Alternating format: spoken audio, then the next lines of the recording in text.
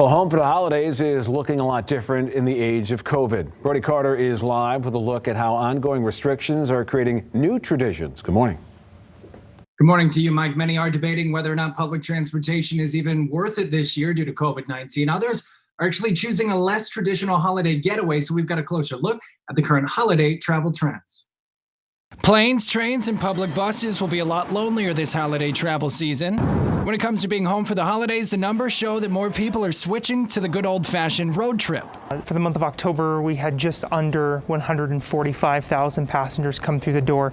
It's roughly 50% of what we did in our 2019. Even though airports like Gerald R. Ford International are laser focused on the health and well-being of staff and travelers, many are not willing to risk their own health for public transportation. With liquid gels, aerosols, paste creams, anything over 3.4 ounces cannot go in your carry-on items. New to 2020, cough syrup and hand sanitizer given the green light to up to 10 ounces. And the TSA at Ford International says if you bring the turkey, it may be subject to a cavity search. It would be helpful to us if it's removed from the carry-on bag.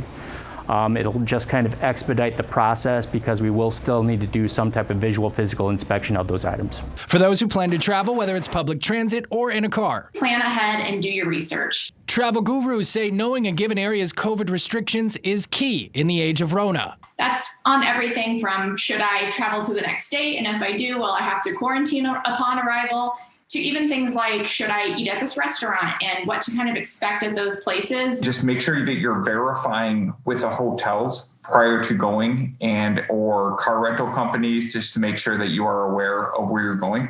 And some people are saying sayonara to family gatherings altogether, trading in the stress of the holidays for some much needed me time. When we did a survey in September, we really found that a lot of people said they're not planning that kind of annual pilgrimage home and instead are looking for ways to take a break from at-home work and at-home school and take a trip that's really close to home. So that might be basically planning for a weekend at a vacation rental or at a hotel that's really within about driving distance of home or 300 miles. Even in the midst of a pandemic, when Michigan roads have seen fewer cars than ever, Michigan State Police says traffic-related deaths are on par with nearing record highs. So wherever you go, stay safe and have a happy holiday season.